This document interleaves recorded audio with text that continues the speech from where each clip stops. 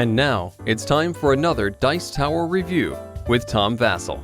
Even though I used to play Warhammer 40k, I was never a really big fan of the whole universe. Just too dark and dreary. I'm not sure anyone ever smiles there for any circumstance unless they're knee deep in body parts that they've just killed. Just seems like an unpleasant place. But so, all these games are coming out, and one of the biggest games from last year, Space Hulk, which I saw and looked at and never really got a chance to play.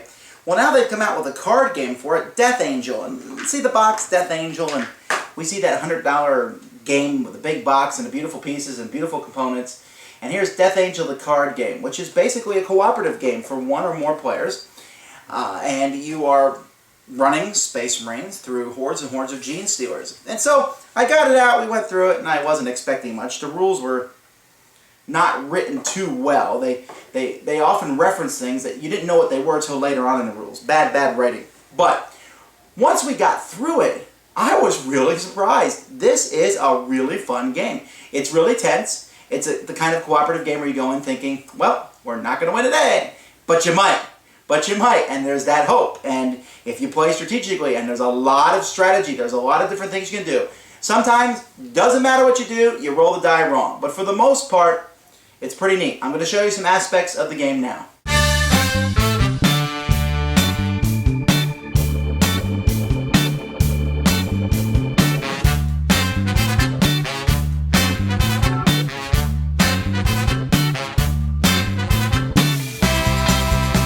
Each player has multiple Space Marines. It depends on how many players in the game.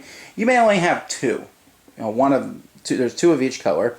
Or you may control multiple teams. It depends how many people are in the game.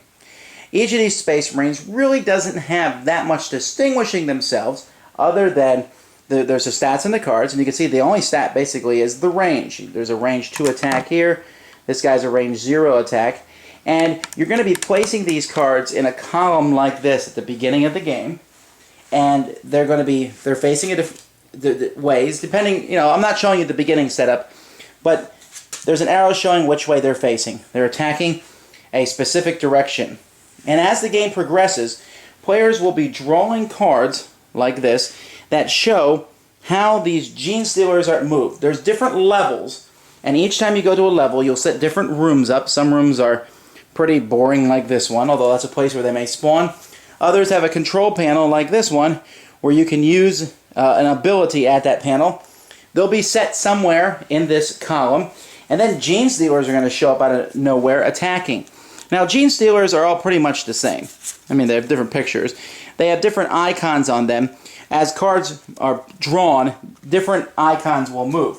So the more icons in a location, the more dangerous it is because that swarm may move somewhere else. Now, the basic gameplay of the game is pretty good. It's a card-driven mechanic, and each color team has 3 cards. They have an attack card, a support card, and a move and activate card. Now, each of these cards can be played on a player's turn. They're going to put one down for their team, turn it over and play it, and then they have to play one of the remaining 2 next time. So you can never play the same card twice in a row. Now, what does each card do? Well, let's talk about move and activate first. When you move, you simply can move somewhere else in the row, which might help you get in range of attacking. For example, this guy has a range 0 attack, so he can only attack the guys next to him. This guy's a range 0 attack, so he can't attack. Well, this guy's a range of 2, so he could attack all the way up to here. So getting the guys into proper places for their ranges might matter. Also, when you move, you can change your facing, although changing your facing away from the Gene Stealers is kind of dumb. If you move next to something that can be activated, you can activate it. And that's all kinds of things, like pushing a button, trying to blow the whole room up, or doing different things. So that's what the move and activate card does. The support card, on this one, you get to put a support token on another Space Marine, which will allow them to re-roll a die. That's a pretty big deal. And then there's the attack, which lets you attack with both of the Marines of that color, should they still be alive.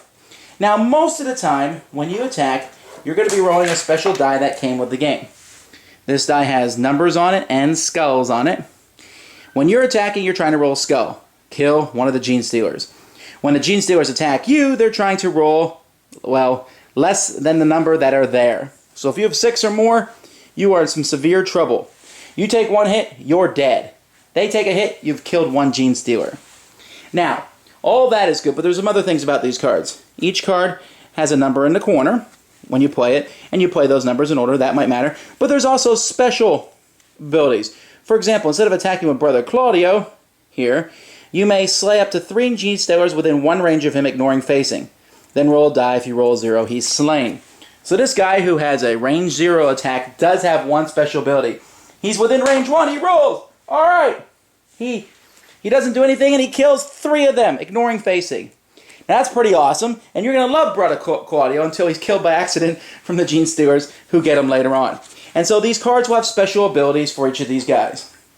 After you go through a certain amount of cards, you get to go to the next level, and the next level, and the next level, and if you get through the final level, you win the game. But as you play, slowly but surely, these guys will be picked off, and hopefully your remaining ones that are left over will get you through and win.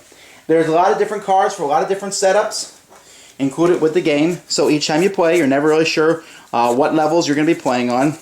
Here you're in the main corridor, here you're in the starting the maintenance levels, the service shaft, the Gene Stealer lair. You don't want to be there, because then out comes even a Brood Lord, which is worse than a regular Gene Stealer. So you don't want any of that stuff, but you never know what's going to come up. Every game is different, and you're just trying to survive. A game that I would compare this to would be Ghost Stories. In Ghost Stories, you're fighting off hordes of ghosts that just keep coming and coming and coming and coming. This is the same thing. The Gene Stealers just keep coming and coming, and you fight them off and you fight them off, and using these cards and getting to use your special ability, whether it's the flamethrower or the one I just showed you, using it at the right time, pressing the button and hoping that the whole thing doesn't explode. It's a pretty neat game. And really, considering it comes in a small box, it's a really good deal.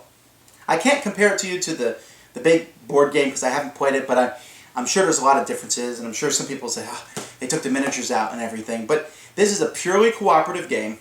A lot of fun. You can play it by yourself. It's quick to set up. Once you get through the rule book, easy to understand. A lot of fun. I highly recommend this. A big surprise for me, Death Angel. Thanks for joining us today. For more written, audio, and video reviews, as well as the #1 board game podcast, check out the website at www.thedicetower.com. Until then, this is Eric Summerer, and you've been watching The Dice Tower.